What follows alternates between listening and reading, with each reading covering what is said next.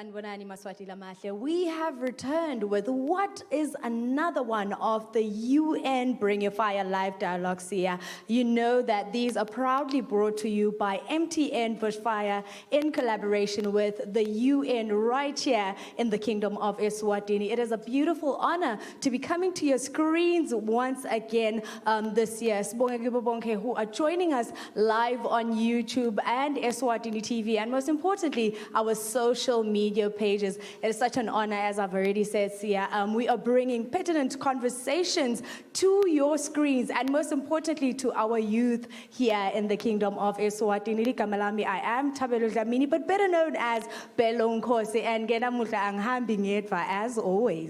Oh yeah, Bello. Thank you, ladies and gentlemen, for joining us here as we unpack all the pertinent socio and economical issues right here, brought to you by the MTN Bushfire in partnership with United Nations in Eswatini. My name is Siyabonga Dlamini, otherwise known as the Silent Writer. And Bello, as you have said it, today we are unpacking a topic that hits right in the heart of creativity, unity, and sustainability. And as you may have it, our theme is sustainability of arts and culture festivals, as well as digital connectivity. Picture this: the same way we have a group of farmers and courier systems that take products from the land all the way to marketplaces. That's exactly how we can also unpack and learn from value chains in this creative industry. Today's topic, ladies and gentlemen, speaks to creating synergies in the creative cultural ecosystem for sustainable festivals and events. And as you may know, Sia, that these conversations definitely derive from the Sustainable Development Goals. And today's dialogue speaks to Sustainable Development Goals 4, 8, 9, 11, 12, and 17. Which are highlighting the powerful role that education, innovation, sustainable cities, partnerships, and creative industries can play in building a better world. Very, very pertinent topics and issues that you are touching right there. And ladies and gentlemen, this is not just a dialogue to pass time, but these are calls to action, inspiring young people to be the change they want to see. Speaking of today's pertinent issues, we have thought leaders and creative entrepreneurs to unpack what we have here today. And we have our amazing, flamboyant moderator, which is none other than Lwandle Similane. How are you doing, Lwandle? I'm very well, thank you. I'm so happy to be here with It's a pleasure. With young people. Yes. Thank you very much. It is such a great honor and privilege to welcome you to this important panel discussion, hosted under the banner, the 18th edition of MTN Bushfire, in collaboration, of course, with the UN family. Today's topic is creating synergies in the creative cultural ecosystem for sustainable festival and events.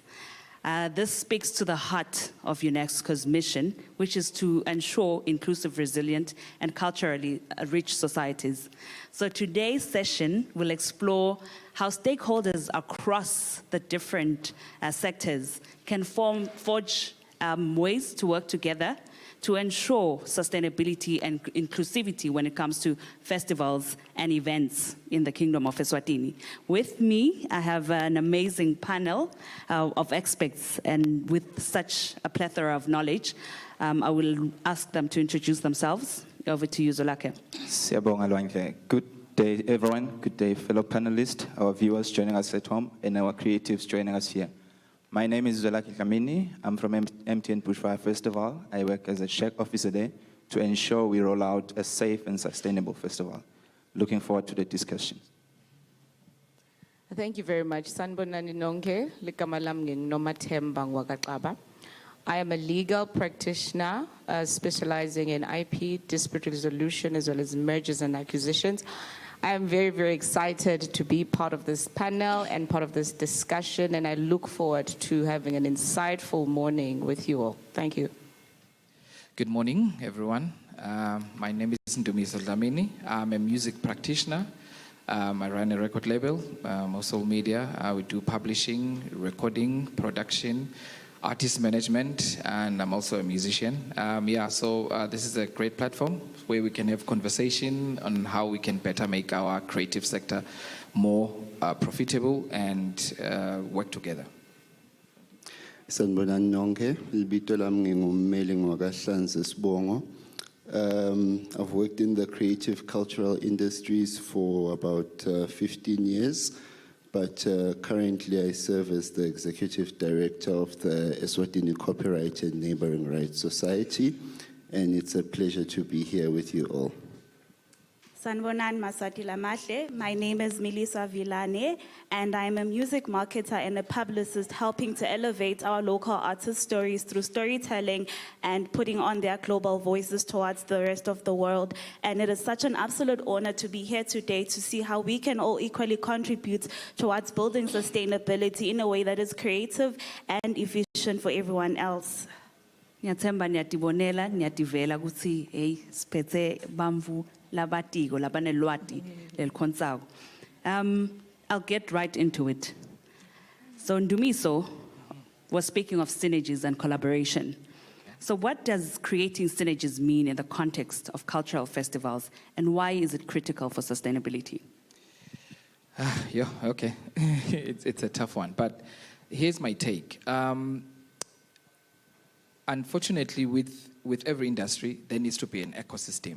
So I think also in our creative space, we need to have a collaborative attitude towards everything. So high level is, there's a festival and there's artists. Festival need artists. So it means artists need to create content so that festivals can recognize them and book them.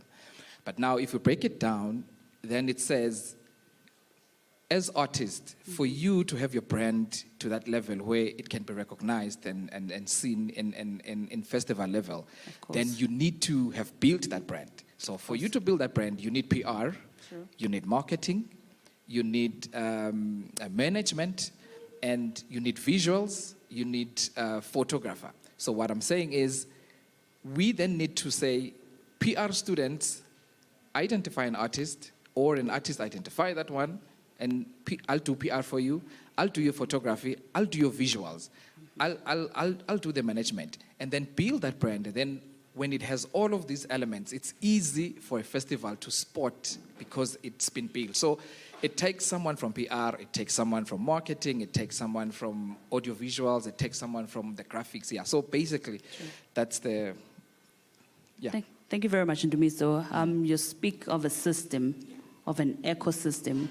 A systems thinking approach is crucial.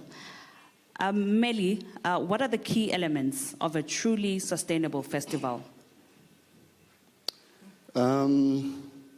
Key elements of a truly sustainable festival, I would want us to think of it as a triple bottom line. The first bottom line is economic sustainability. The second bottom line is social sustainability. And the third bottom line is environmental sustainability.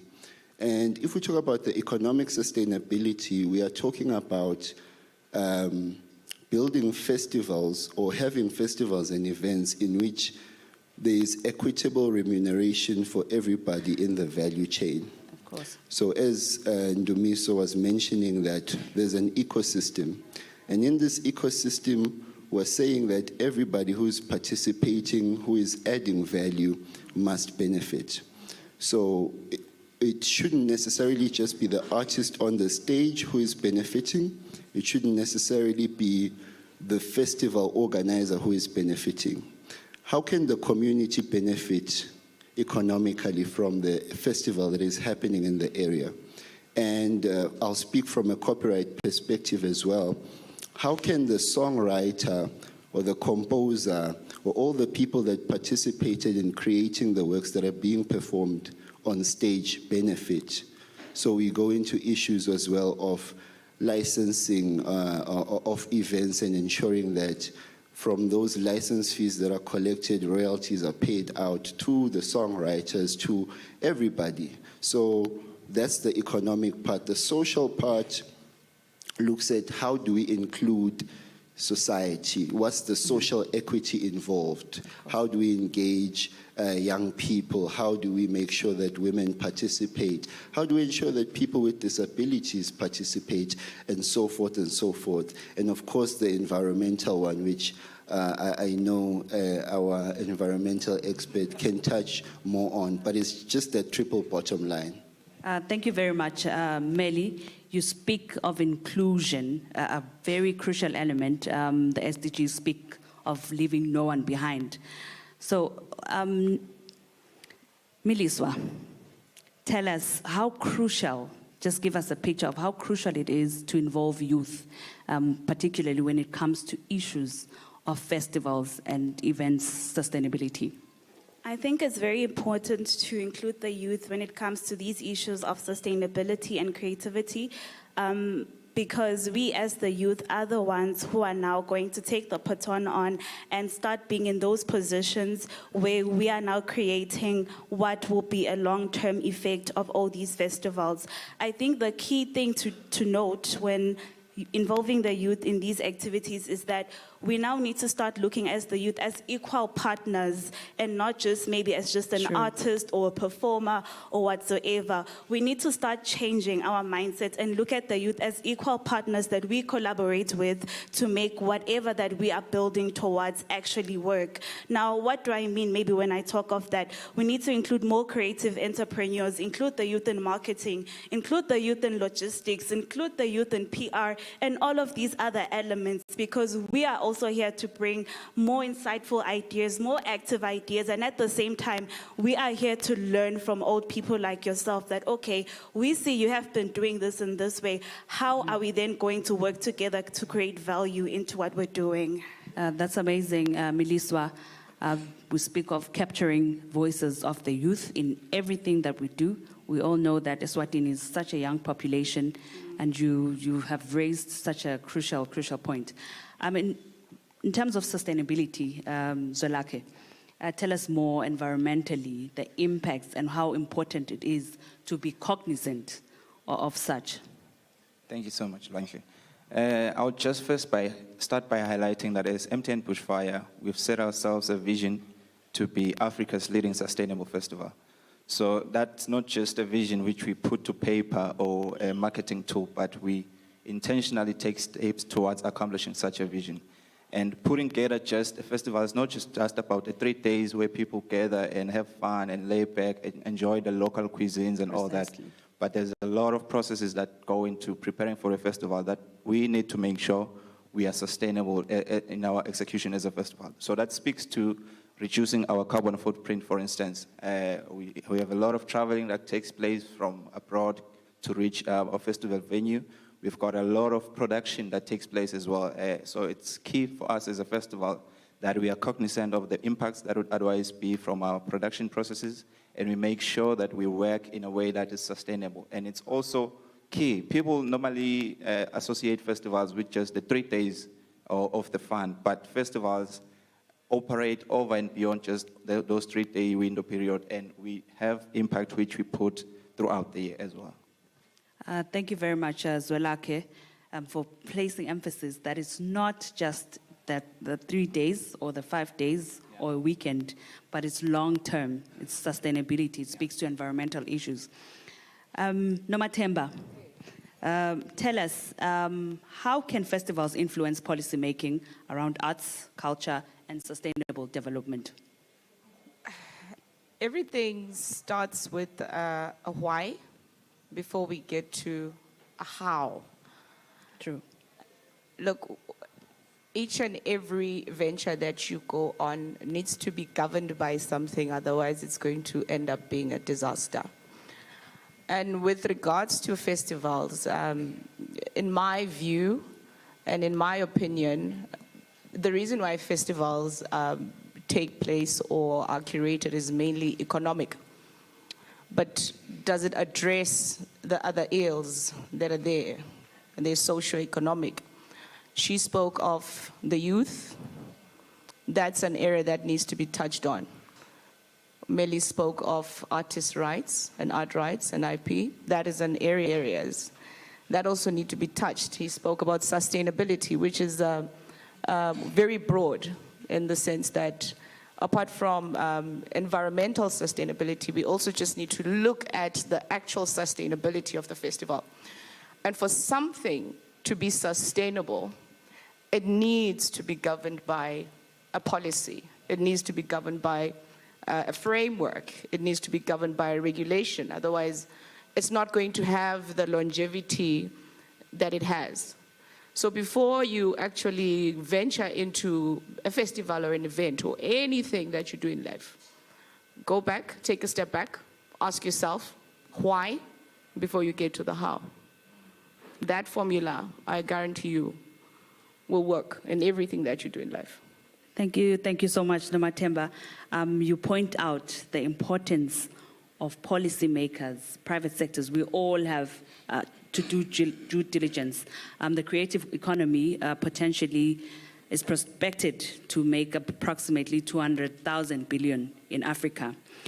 And Miliswa, how can we leverage in terms of digital technology and innovation when it comes to moving forward and tapping into this huge creative economy?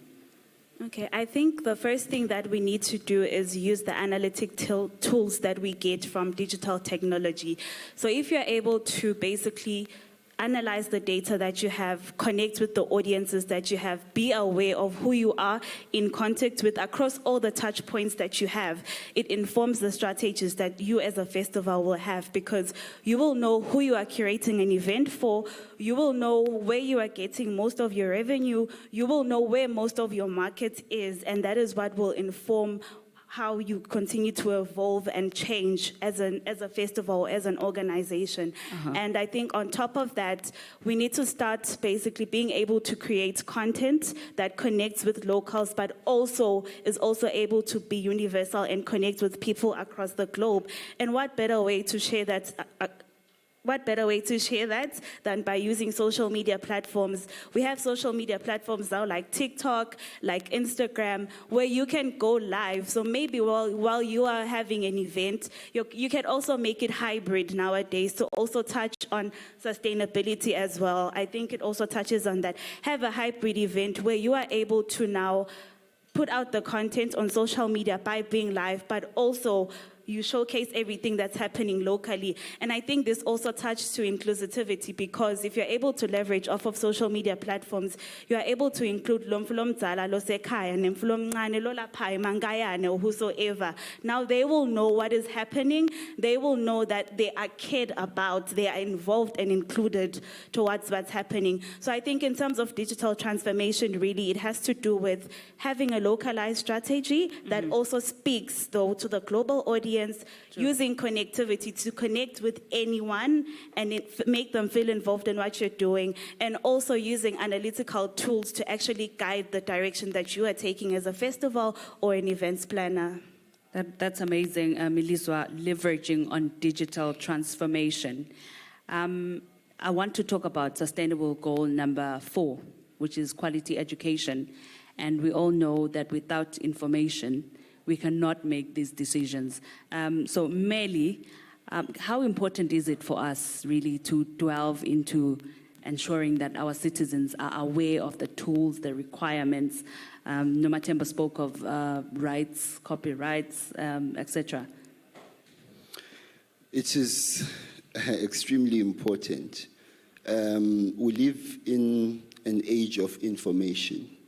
Information is accessible within the touch of a button, really.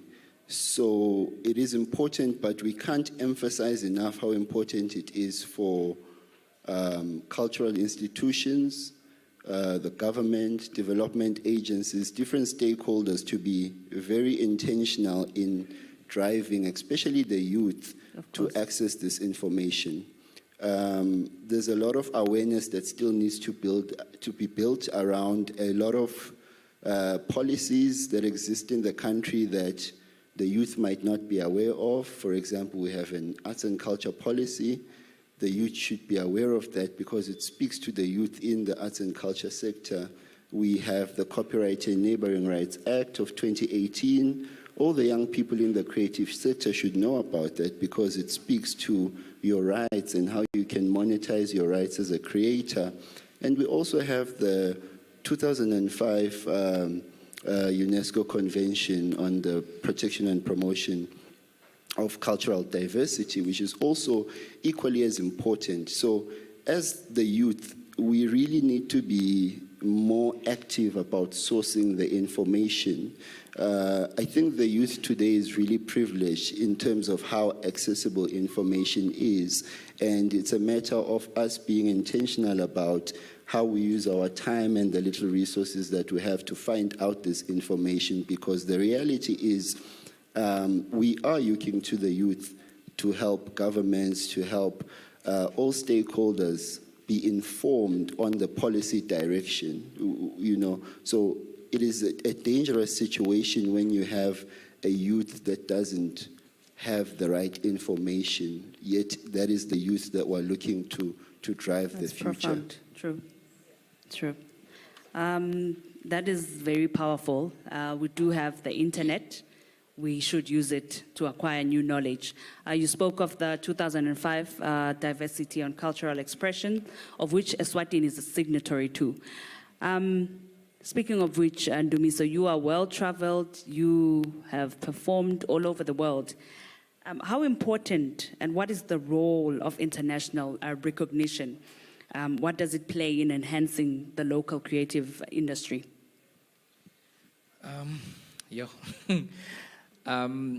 I think, obviously, with like being international or being exposed internationally, the advantage is that it exposes you to certain practices and also learnings from first world countries, if I may put it like that. So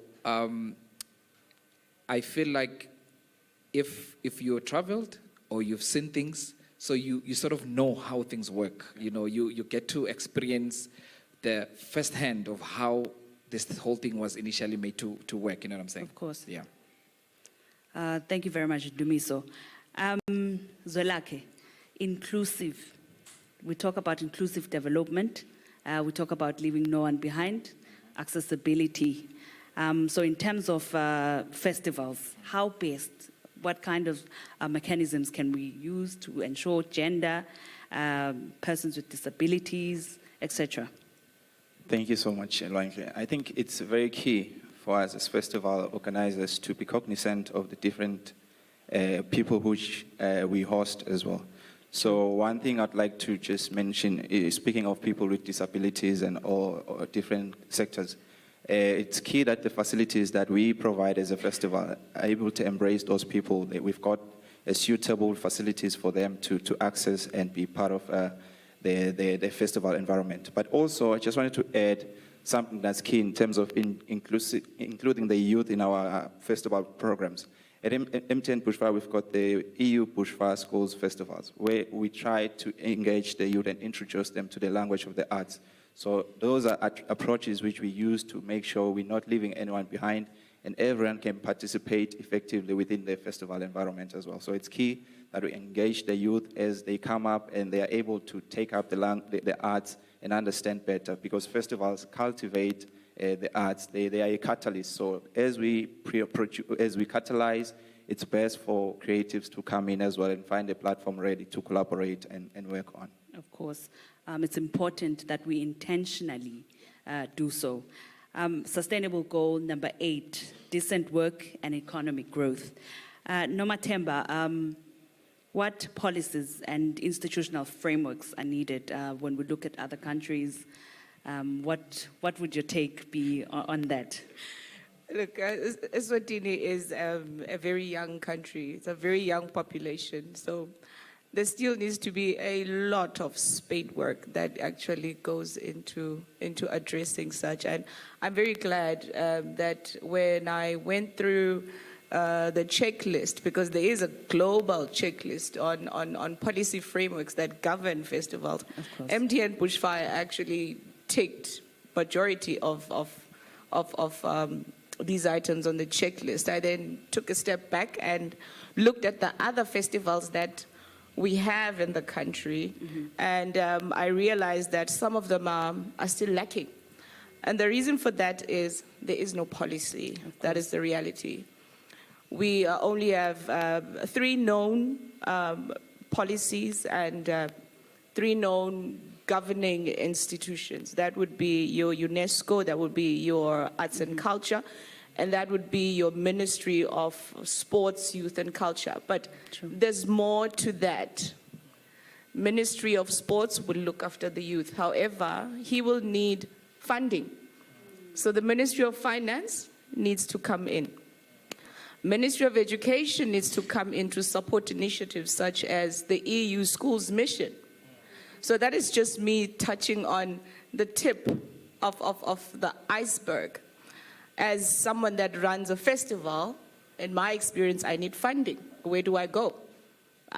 I knock at every door and all I get is we will get back to you, because there is no policy, there is no framework. Whatever funding that I will get will probably come from the fact that I know someone who knows someone who knows someone.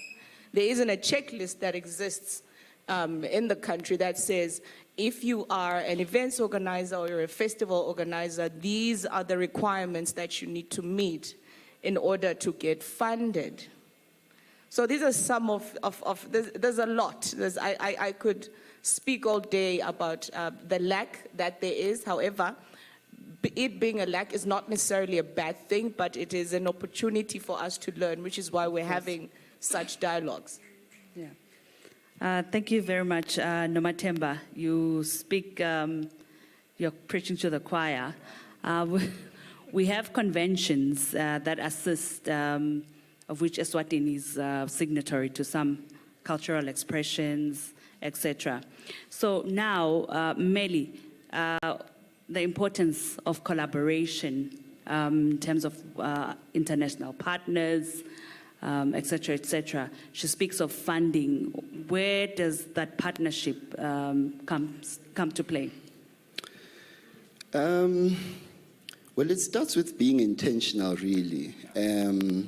We need to intentionally set up platforms for continuous engagement between the multiple stakeholders, because currently we have a situation where it's amazing that the UN and Bushfire can give us such a platform, but after today or after Bushfire is done, where more do we engage on these topics? Because here we're largely raising awareness. We then need platforms where it moves from raising awareness to generating solutions. We need platforms where private sector can sit with the creative sector, and the creative sector can sit with development partners and the public sector. And we constantly have a conversation about what are the challenges, how can we collaborate to help solve those challenges, how can everybody play their role, because that's what a partnership is, ensuring that everybody in that ecosystem is playing their role. So for me, it's really a call for multiple engagements and continuous engagements that I really hope can be facilitated beyond just what we have today. It's great, don't get me wrong, but we need more. That's very profound. That's very profound, Meli. We need to be intentional. We need to apply the systems thinking approach. Dumiso, professionalizing the creative economy. Can you say something on that? Okay, yeah, professionalizing it. One of the challenges is that in our country, it's very expensive to run a company, especially in the creative, because if you're starting a record label or an artist management company and you want to register, we have issue with the licensing. It's a very expensive license. I think it's the most expensive license if they categorize you under, I think it's management consultancy. So we don't have things that are streamlined to actually attend to the creative sector. And also, if you think about it, an artist, an artist is, if I'm a singer, for instance, I don't need to have premises for me to have a license. You know what I'm saying? Like there are those obligations that, government has. You must have. I just want to sing, and I have the voice. It's inside here, and I don't need to have a house, a room, an office for me to be able to, execute my duties. So I think we need to have those conversations with government as well in terms of professionalizing, and then also in terms of the art in itself. It's very key that artists understand that we don't sell music Okay, let's be clear on that. We don't sell music, we sell a brand. So if we can get that one right from the beginning, then we'll know how to work around it. So, because if we're selling music, I mean, it wouldn't make sense because music is the same. So first build your brand.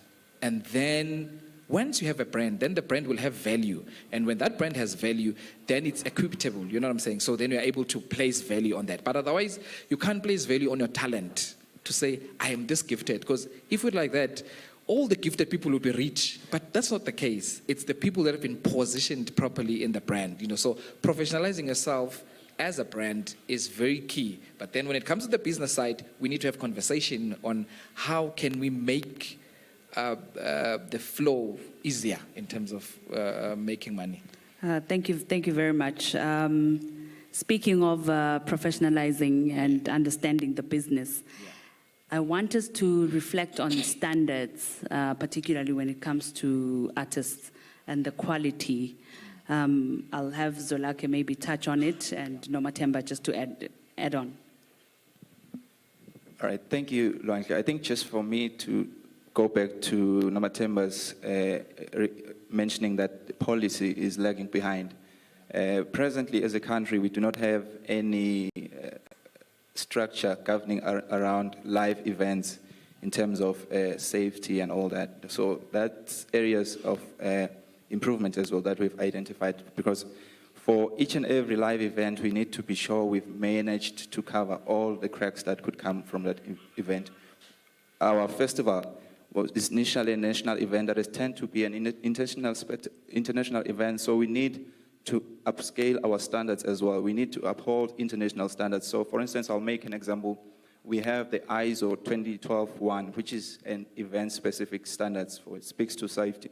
But presently, I can confidently say in the local context, we don't have any of that standard in place. So it's for us as a festival to start then lobbying in for the lawmakers to come in and assist us in catching up with the world standards as well. Thank you. Yeah, ISO 2012, that's very disturbing, seeing that we are now in 2025. It actually speaks to the gap in the making of the law, you know. There's issues of global warming, you know, which is rife. It rains almost every other day now, you know. So from a health and safety point, which is governed by ISO 2012, it needs to be amended, unfortunately. Who is there to amend it? No one, because there isn't a policy that exists. And the reality is it was probably adopted from either a neighboring country or a developing country. It is not unique to Swaziland. So that is something that we probably will need to go back as festival organizers and as lawmakers to look at, because the reality is your successful festival is measured by how many incidents you have. One incident equates to an unsuccessful festival. So health and safety is key. Perhaps you and I can have a conversation offline on how we can address this, because it is very, very alarming for the country. Now coming back to branding, what people don't understand is each and every one of us in this room is a brand.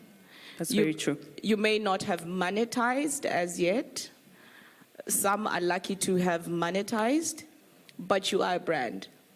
And when you wake up every morning and you treat yourself like a brand, remember the how, the why, and the how that I spoke about. Why am I a brand?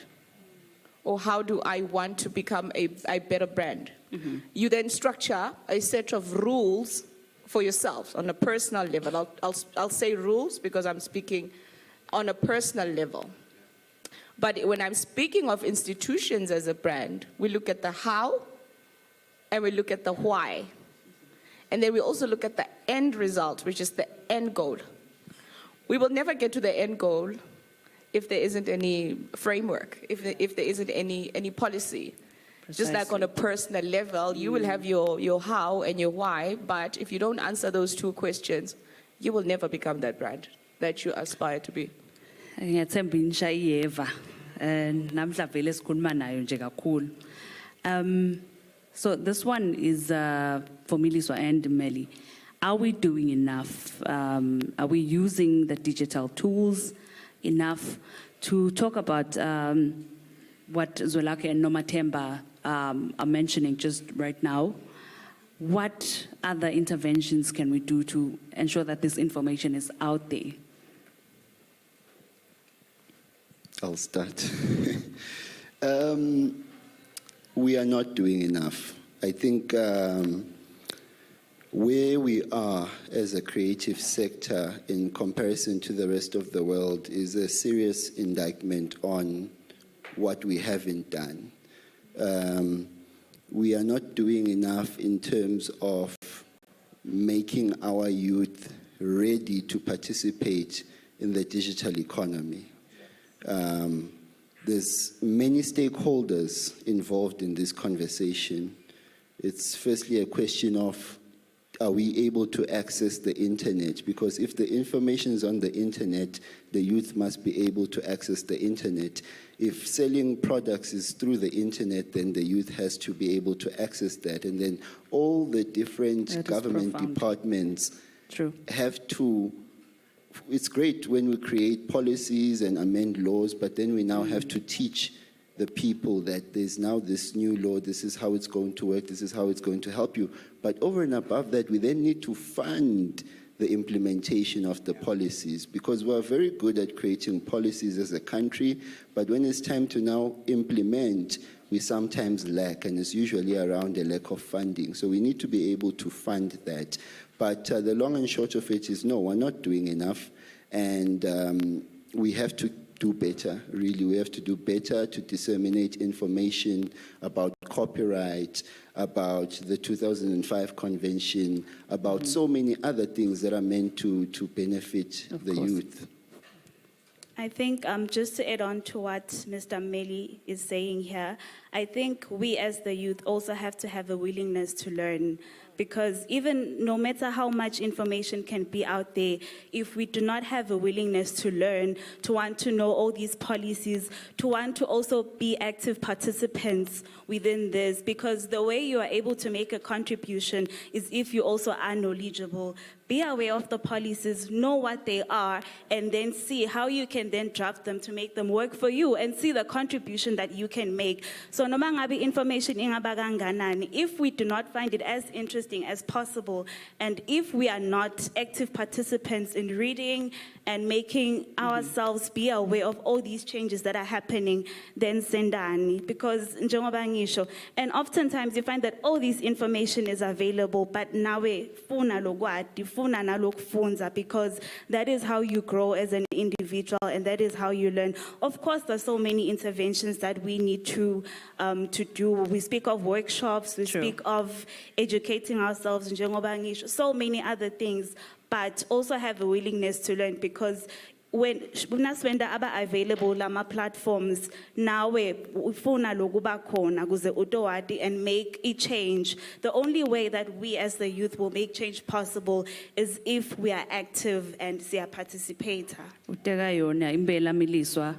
No one has monopoly over knowledge and information. We must be intentional about finding it and make sure we leave our institutions and our country better. So at this point, I will open up some questions to the floor. Ngiyathemba insha ivile lokunye ngumlayeto kuyo stawaka umnofo lokhonsako.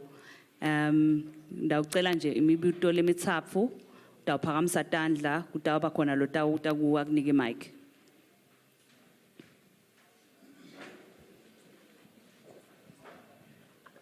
There's a lot of burning fire indeed, Luandle. So we will follow your guidance on who to hand the mic over to. Thank you, Sia. Please. Sanbanani, bigama lami ngithobile Makhoyana. Umbuto wami ngidawudirector ku malaga environmental sustainability. We've seen how Bushfire has been working hard in decreasing the carbon footprint, which is amazing. I think amongst all the festivals I've attended, it's one of the best. But my concern still is that, I don't know if it's a question or not, but I think there's more that needs to be done still in educating the people, the attendees to the festival. Because we still have, as much as people badlele makaboxini and stuff, we still have the people who don't even know why they're doing that. They just think it's a style, it's a Bushfire. Yeah, I understand, Bushfire is so cool like that. But then Bushfire, I think, must go an extra mile in educating the attendees. I'm saying this because I've seen the attendees. Some of them, yes, they're not from the country, but they litter like they've never been to Bushfire.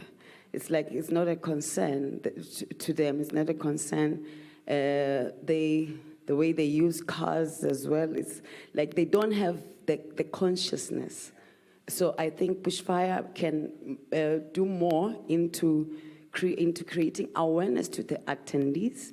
Not only buying a ticket online decreases paper and stuff like that, beyond, as in like taking it, attending Bushfire, and then also not only admiring the coolness of living green, but taking it home and having it as a lifestyle, that I'm a green lever. Thank you very much. I'll have two more.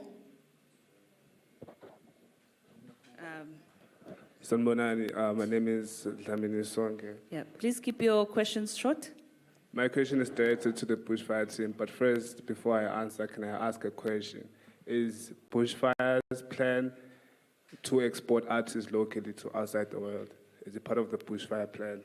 It is. Why is it that we only have 2 artists on the main stage?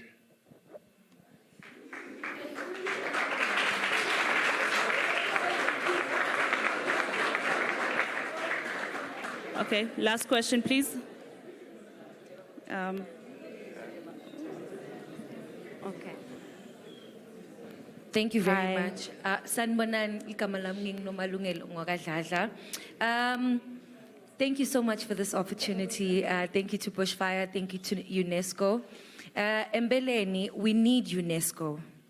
We need UNESCO for policy guidance. We need UNESCO to stay up to date with the National Development Goals. We need UNESCO for access to funding, for international visibility. We love UNESCO. GEPA, now the absence of evidence is not evidence of absence. It document lena nebagitsi, lena ya le submitted 2016, is not a reflection of what Eswatini is. It's not. UNESCO is sita kanjani ukuthi si update le document leyo, because it does hinge on a lot of policy development, which is what you guys say you will give us. Policy development.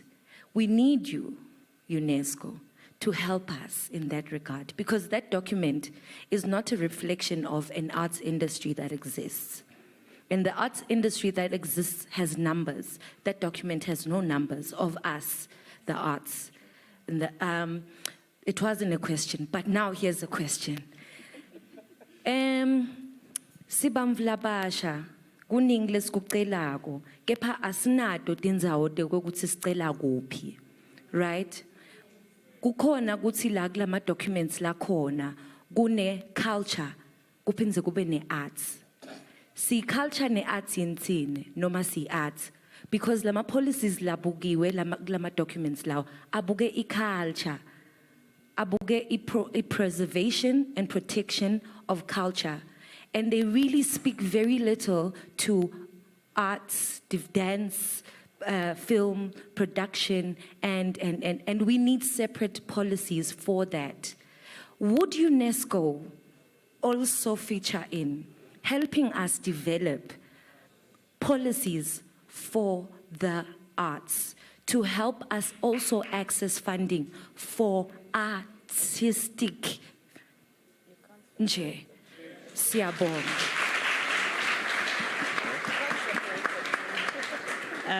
Thank you very much, Nomalungelo. Umbeka on the spot. I'm a moderator today. However,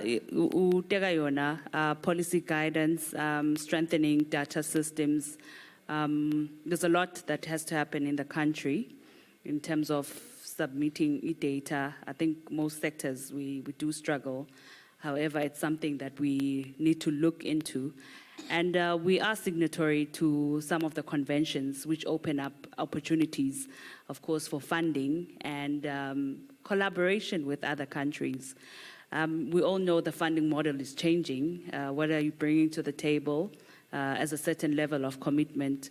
However, I think this conversation here really shows that we need to apply the systems thinking approach.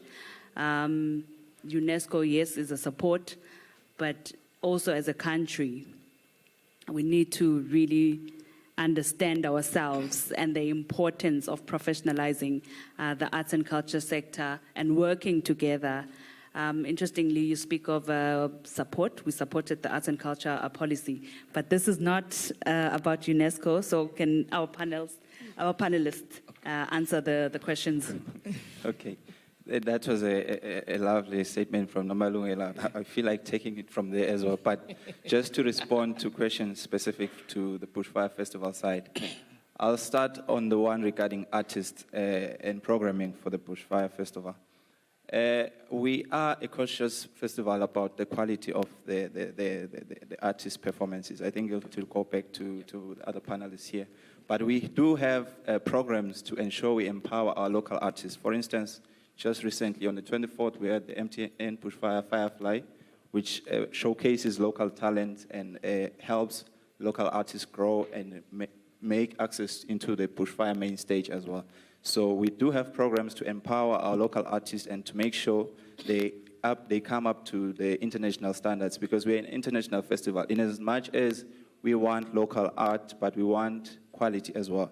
Then just also beyond that, sitting just next to you, my brother, is Tobile. Last year, we had a collaboration with a Colombian festival, Petronio Alvarez. She's one of the local representatives who managed to go to Colombia and showcase Eswatini in terms of indigenous arts and unique tools that we have as a nation. So just to showcase the wealth and the reach of Eswatini culture. So we do have those exchange programs as well as a festival to make sure our local artists come up to the main stage. Then maybe it's the last one regarding behavior change. We are actively involved and working towards influencing behavior change amongst our festival attendees.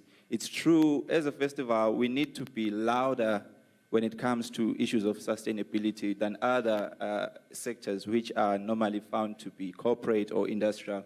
In the entertainment space, compliance comes from behind. So people really don't have a grasp of compliance regarding festivals. But we are working actively to ensure we transform behavior. We've got our 3-bin system within the festival space to ensure attendees deposit their waste actively. But another thing to add is just that we are working to better communicate the strides that we are making, because we might find that we're doing things but not able to communicate effectively. So we've got these strategic partnerships as well, and working with bodies, local bodies like Eswatini Environment Authority as well, to help them take what the initiatives that they're doing and help us amplify our voices and our reach. Thank you. Thank you, Zolake. Nomathemba, please chip in. Thank you, Lwanle. Yes, that's why I'm speaking. Yeah, she's taking on the questions. Thank you. Look,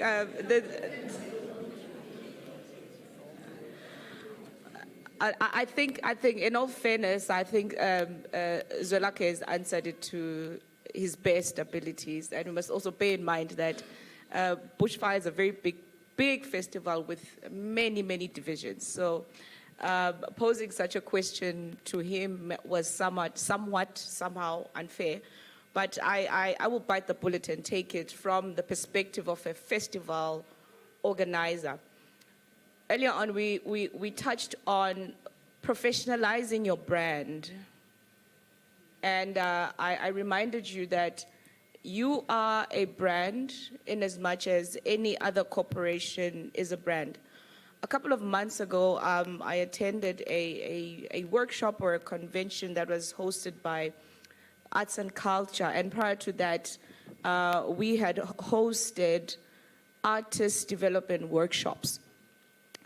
And unfortunately, in the artist development workshop was a very, very exciting initiative. We had a very robust program of information sharing and networking. And we also had very, very good people in the space who would provide advice to artists and upcoming artists.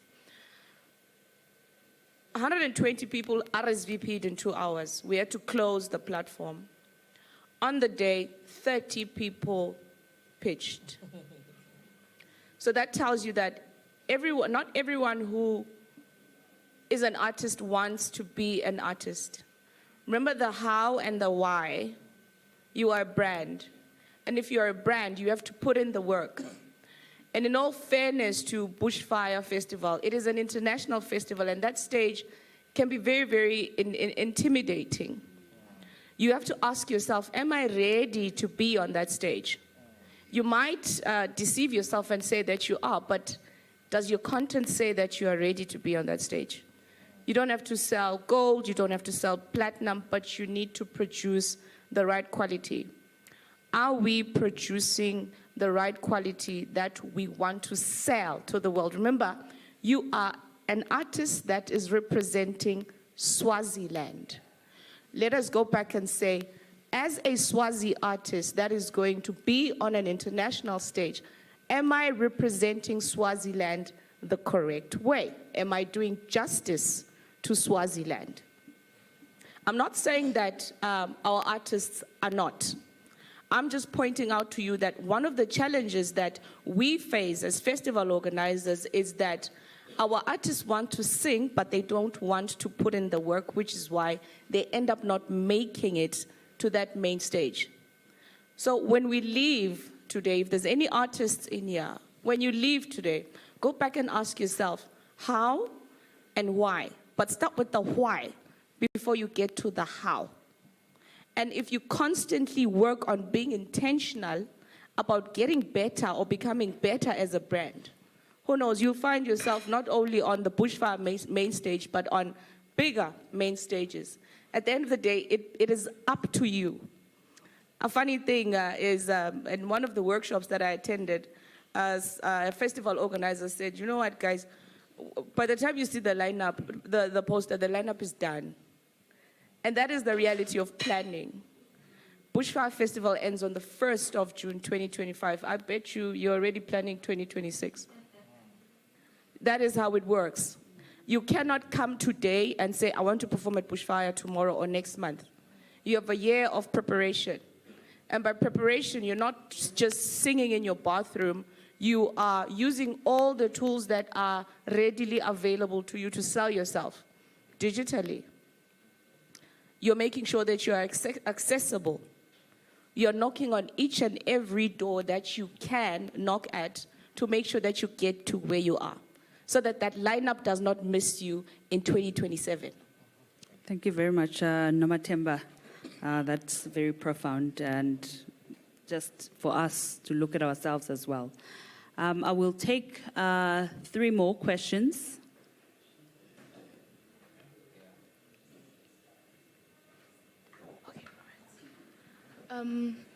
One, two.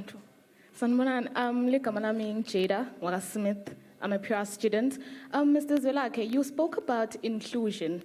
Recently, I attended an event hosted by Eskom.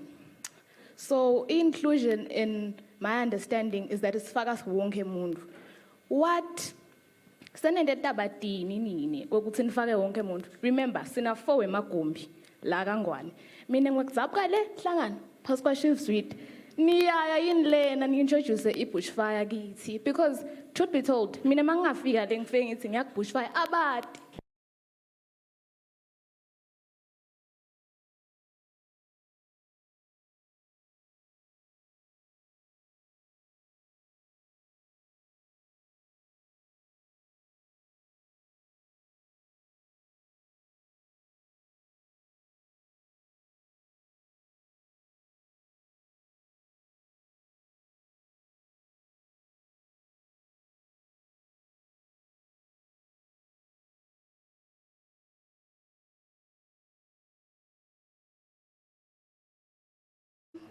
Good morning. I'm a youth advocate for community development and youth employability and sustainability. I work with various organizations. Now, my thing is, I came here mainly for the youth. Firstly, kudos to the team for giving us such a platform to speak.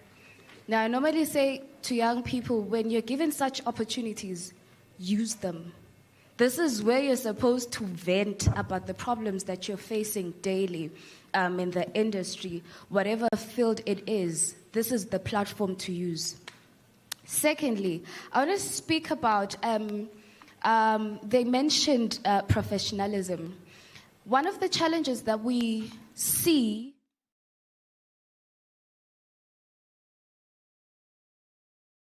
the fact that you guys, yes,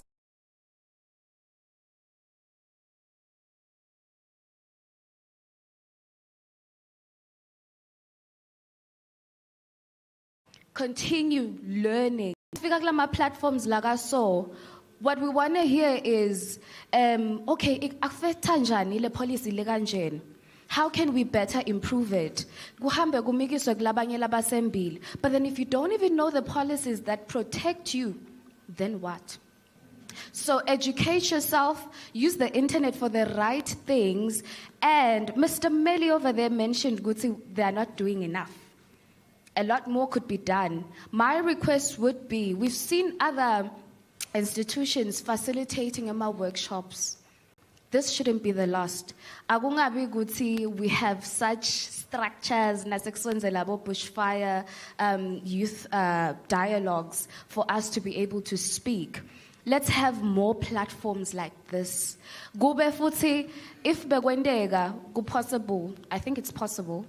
Gube at community level even. Gube nema partnerships, different institutions where young people in the arts industry are going to be able to speak about the things that affect them, learn, educate them. Kungabi ukuthi siba nema panel sessions kuphela, but kube maybe na leso skhathi leso where you're going to be educated about the things, current trends. You've got to move with current trends. You can't just stay the way you were 10 years ago and be like, oh, yeah, I'm still relevant in that. No, the industry is going to kick you out. So.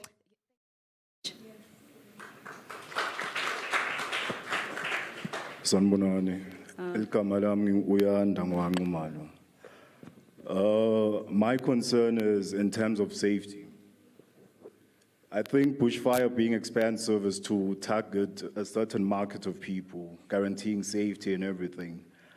Deep in Yatterentite this year to avoid Bamflaba things amatigiti ngaphandle, ne Bamflaba exchange ama tags in order, to access Bushfire. Thank you.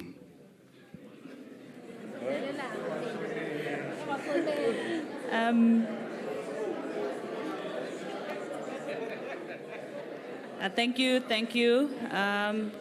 Dumiso, would you like to chip in?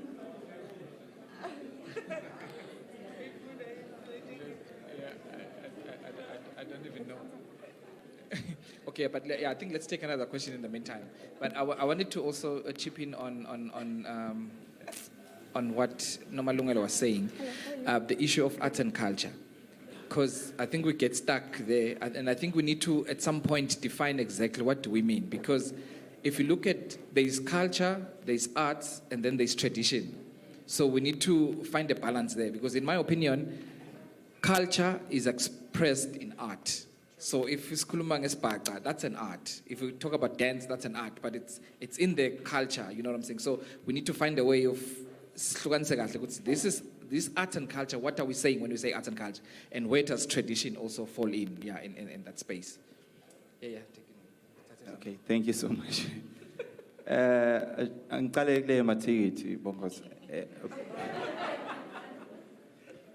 We communicate via our social media platforms and all other platforms that we use. And we always emphasize that people use those platforms. Don't get sidetracked by people who sell you Bushfire tickets. We've got designated places online. We've got areas where you can find tickets online, physically, MTN outlets. So please buy tickets from those places. If tickets have run out, you've missed your shot. Try again next year. Otherwise, we advise against buying tickets. You know, even on our socials, when we put up a post, you see people underneath the next comment, someone is selling, bring your own camping and stuff. But we advise you guys, as the youth, to be cognizant of these youth, these chances that take opportunities from the internet. So please just use the platforms that we've advised for tickets to be obtained from. Then in terms, before I give to Melly, regarding reaching to the far ends of the country as well, as a festival, we only work with what we've got, and we make best use of with what we've got to try and reach to as far people as we can. So it's key for us to take note of these digital platforms, because that's where we predominantly avail bushfire programs, what's taking place, what's for you to look out for. Make best use of these platforms and understand them better for you to be able to benefit from whatever programs are taking place there. And also for inclusion, we do have a robust inclusion process. It may not be there yet because all depends to budgets and all that. For instance, even in our lineup, we work to have some artists with some special needs just forming part of our lineup, just to make sure they are included and are part of the Bushfire Festival, as well as the Bushfire, the UN Bring Your Fire Zone, which is our advocacy space, where we make sure the voices of the minorities are heard. So there are a number of programs, really, that are in place. It's just for people to better understand those, and maybe for us to keep on amplifying the voices towards that. Mali? Thank you. I want to speak on Jada's question. The second part, though, with regards to, do we have a centralized platform where the young people can get this content or this information? We don't. But mina ngiyangithanda ukuthi must engage asifune isolution. Sikhona namuhla sila sise University of Creative Technology. Nifunza multimedia, you do graphic design, you create content, some of you develop websites. Ngiyacela mina ukuthi namuhla maybe asesike siphume sivumelene ukuthi Limkokwini University will partner with the organizations that are here to build this centralized platform. It shouldn't take us having to meet again or to take the conversation. We're here, and I believe that we can come up with a resolution today to say we'll leverage the skills that are in the room to solve the problem that has been presented. That is very profound, Melly. We must take responsibility and find solutions so that we move forward. Sorry, Landle, can I just chip in there?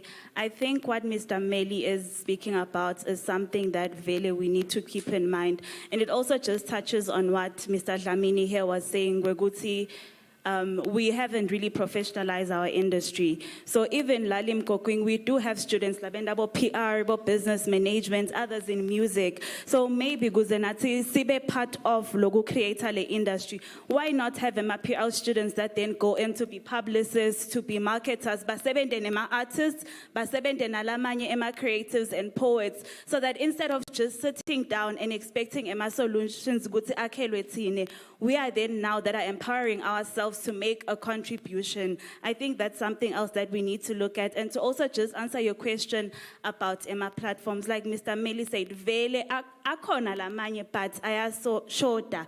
See, they're like a centralized hub where you can get all the information. So the best way that you can actually try to find it is by actively being aware of what's happening. For example, Minenje, last year I got the opportunity to go and represent Eswatini in Rwanda for some festival that was happening there. And the information Leo angitholanga just anyway, I got it from the MTN Bushfire page. So I want to just also say Bushfire uyazama put her onto these conferences, these workshops that are constantly happening, because there's also the Africa Music Conference that's going to be happening soon. And I hope most of the youth has actually applied for that, because yes, vele kude loku central corner, but just try to be aware of what's happening kuphi kanjani and take a bet on yourself like I did. Yeah. Thank you. Thank you. A call to action for the youth. I'll take some more questions. There's new hands at the back.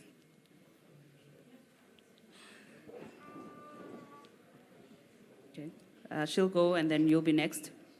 Good afternoon, everyone. You all look so lovely. My name is Siposa Tumolase from the Ox Purple Group, a small business of interning students. So my question is more based on the economic side of things. So does Bushfire support small businesses as well as artists in terms of funding? As I am, I'm part of a small business called Ox Purple here at school. We are interning. Yeah, that's Okay. my question. Thank you. Thank you. I'll take two more. The gentleman. Yes, good day. Thank you for the opportunity. So my name is Njabulo Sikonze. I'm a PR student here at Limkokwin. We have also started a company. We're also interns. It's called EcoPure and Events Agency. So I'm more concerned about what you have said when you talked about artists building themselves as a brand. What I've noticed, because, especially because I've worked with artists before, they are not well knowledgeable on content creation and PR as well. So do you have a proper plan on how you can groom these people in terms of creating the right content for our digital platforms and in terms of them showcasing their craft properly? Because I feel like they are not knowledgeable on that. We can talk right now and say artists should build themselves as a brand. Then how are they going to do that? Because they are not knowledgeable. Thank you. Okay, sorry, can we just... Thank you. Just so that to get clarity on your question. So, who you're saying the artists are not knowledgeable? Yes, most of them. About the content creation? Yes. Okay, sir. all right. And then, so who is supposed to teach the artist? I'm just trying to, I want to get the where you, who do you want to attend to the artist area for that? Okay. When I was talking about us teaching the artist, okay, I was not specifically referring to someone. I was talking about the fact that as a country, we need to create a platform where professionals who are well versed in these fields, of content creation, for instance, PR, can come together and educate the public, raise awareness about it, help these people who are in the creative space to create their content in a professional manner and also manage their social media in a professional manner. Thank you. Thank you, Mr. Skonze. Shared learning opportunities. Just one last question. Good evening. My name is Ted. So my question is almost in line with what my brother there just said. My sister up there mentioned something about our artists not meeting some certain standards that are needed for them to fit the lineup of Bushfire. So I'm an events organizer too, upcoming. I've also interacted with most of the many artists in our country. So are you guys, as the organizers of Bushfire, specifically the ones who look at the lineup at whether our artists qualify or not, are you aware that some of the reasons they don't meet those standards because our system lacks the technical skills to develop and manage digital platforms, for example, Spotify and those Apple Music. We don't have our own. And this limits our artists' global outreach. That is why some artists, in general, end up having to go outside the country for them to reach those international standards. So I think all of the organizations you are representing up there, if you could maybe look into that, like even also look at the limited digital connectivity. In rural areas, for instance, the connections are like Wi-Fi, internet connections is very expensive. You understand? So if even our local people can't streamline the music produced by our local artists, there's a lot that needs to be done to fill those gaps. So I'm asking if you are aware of that, and if you are aware of that, what are you doing? Do you have a plan to fill those gaps? Thank you very much. Melly, would you like to take that? Yeah, Please go ahead. I'll attempt to answer the first question. Okay, Mine, I will speak from my experience as a young person, speaking to fellow young people here. May we please take initiative. I am very afraid that we are waiting for someone to save us. And I don't think that person is coming. Like, that person is not coming. If you look at developed countries, the youth drive innovation, and the innovation provides the solutions. We are saying, my brother is saying, we don't have local, Spotify, we don't have our own. But why don't we? Aren't we innovators? Are you not innovators in the room? I want us to have a problem-solving driven approach. When we see a problem, as a young person, what are you doing to solve it? From my experience, how it fares best, and this is my own personal lived experience, in each and every problem that I encountered in the creative sector, we tried to make a solution, we had a proof of concept, and then we took it to people who we believe could take it further. When I come from a music industry background, when I started in the music industry, it was 2009. CDs, no one was selling music on the internet. To sell music, you needed to have a record deal. But we managed to realize, no, you can release music digitally. We started a record label, Antidote Music. We didn't wait for anyone. We released music for over 20 artists, Larangwane, over 200 songs that we've released.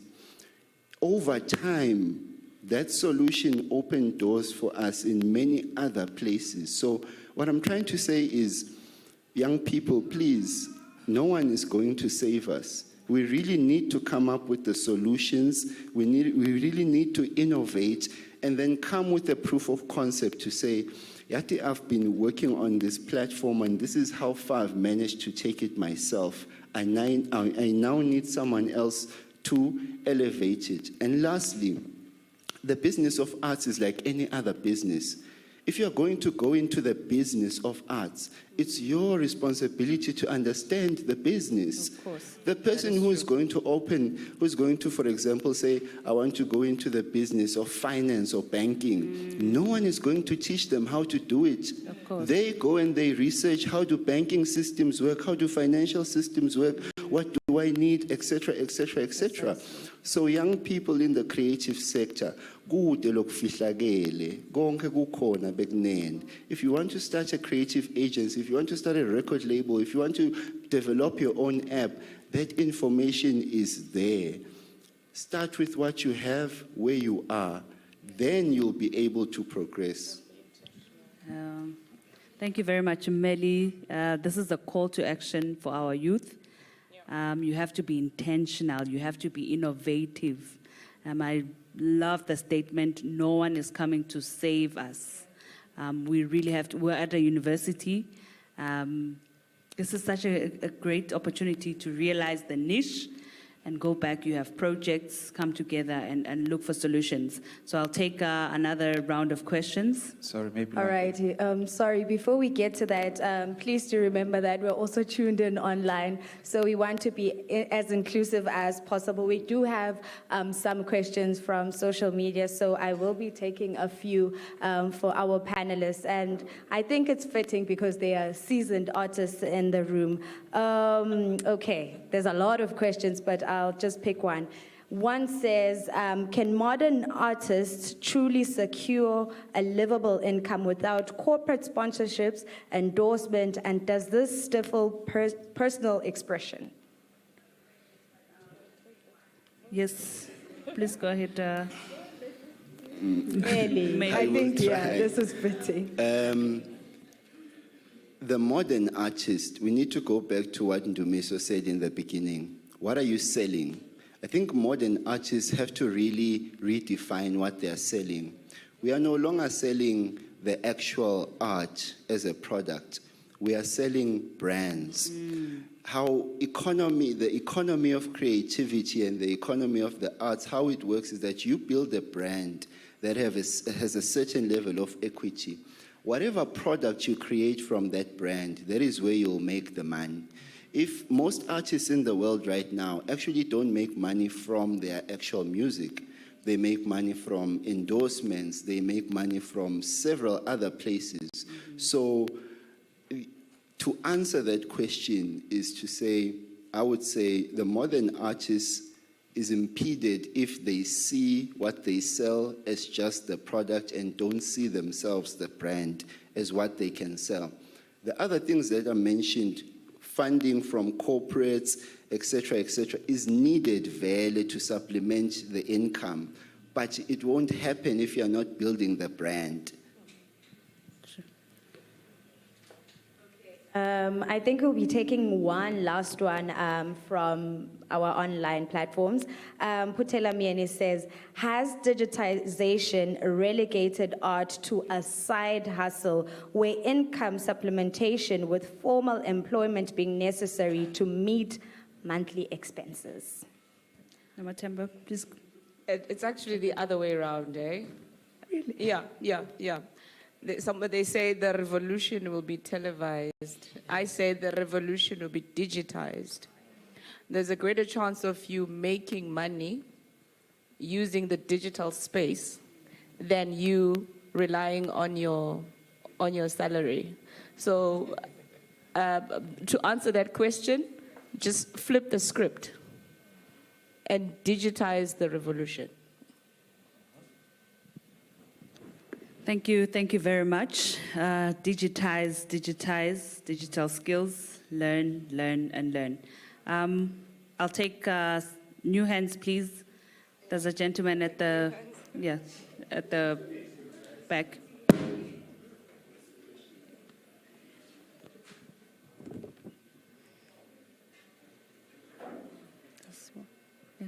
Sanbonan, Ninjan.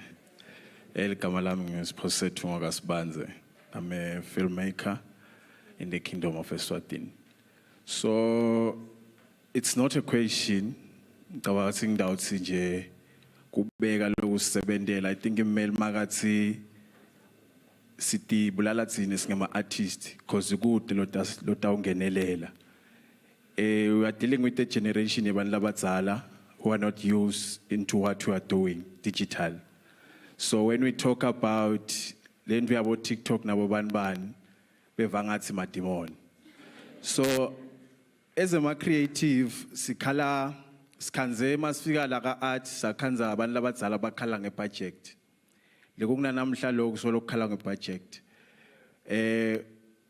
Lekungaphela iminyaka nathi size siguge solo sikhala ngayo. But if we artist ungenda naku lokuthi utifundzise. I'm a filmmaker. I've never went to a film school, but I attend workshops like this. I attend trainings.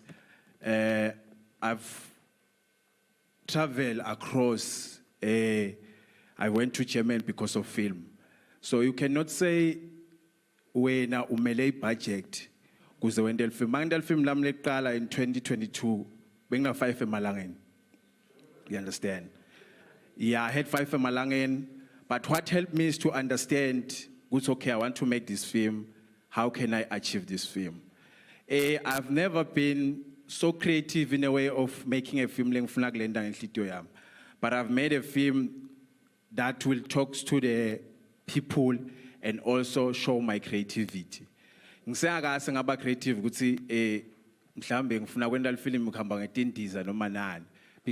I understand the environment where I am. into lesiyendako as local artists, we are too creative in terms of kutsi ubone Hollywood kusukwendiwani and then so vangathi nala kangwane songenta Hollywood. No.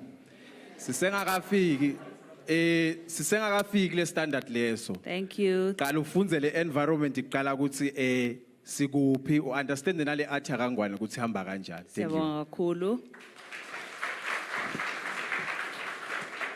We'll take 2 more. New hands, please. Please keep your questions short and straight to the point. Thank you.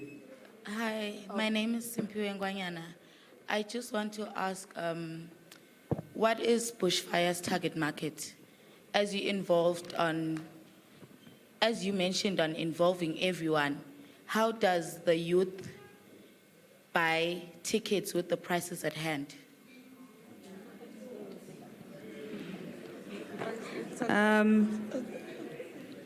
One more question. Can I just reiterate the thematic area, which is creating synergies in the creative cultural ecosystem for sustainable festival and events? Please go ahead. Thank you. Yeah, new hands. There's a gentleman. I'm here. Sorry, there's someone here. My name is Nokwanda Maisa, doing IT. And I want to ask about Bushfire and artists and all that. I'm not sure if my example is going to be relevant, but there's Jada. She does PR. She normally comes in my FYP on TikTok doing journalism stuff and all that. But she'll be doing something that someone is doing in Botswana and they have more views. And Yena she'll have like 200, but the content and the quality is at the base, you know. So in choosing your artist here in Swaziland, do you consider their base? Guti, do they have more views? Do they have more likes? And if so, do you consider the fact that we're actually in a landlocked country? Thank you very much. Dumiso, can you please?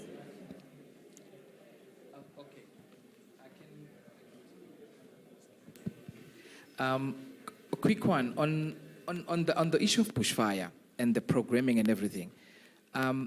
Honestly speaking, if at some point you really want that information, if you can go to the Bushfire offices, you can ask them, what does it take to be booked here?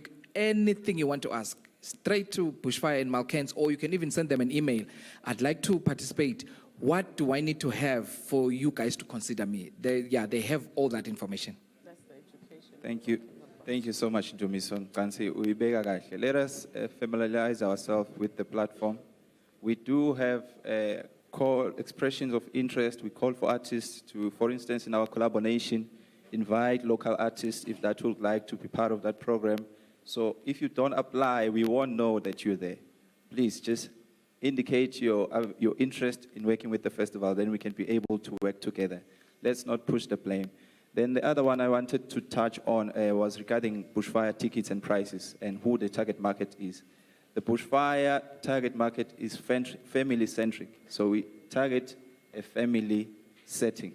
So we want all members of the family to be part of the Bushfire experience. Hence, we provide discounted tickets for kids between 6 to 12 years. We provide free tickets for kids under 6 because we want the entire family to be part of the experience. And we've got different zones within the festival for all members of the family to enjoy. So it's the entire family. Thank you. That's go to the Bushfire offices, the platforms, and be intentional about getting information. I'm about to end the session. So I will give our panelists just a minute and a half, parting words. Thank you so much, Luanke, fellow panelists and the creatives in the house. As Bushfire Festival, we appreciate the opportunity, for instance, that UN and UNESCO is affording us as a festival. For instance, this year, we've been able to partake in a research alongside other festivals in the region. So it's creating the future, harnessing the power of the arts and the creative industry in Southern Africa for a sustainable development. So as a festival, we value these like-minded partnerships, and they help us best share practices with other festivals, because we cannot claim to know it all. So we really, really want to just appreciate these opportunity that the UN affords us as a festival. Thank you. Nomathemba, parting words? Siyabonga kakhulu, and a big shout out to UNESCO, particularly UNESCO 2005, because the reason why we're having such conversations, it comes from UNESCO 2005. Lenga kusho to the crowd in the room and to everyone watching at home. Melly spoke about being intentional. Be intentional in everything that you do. And I'm also going to acknowledge that there's a lack of policy in the country when it comes to the creative space. But however, for policy to be formulated, there needs to be a voice. And for the voice to be heard, there needs to be a collective. You cannot leave this room and go to your house and think that we will pick up everything that you said and run with it. It does not work that way.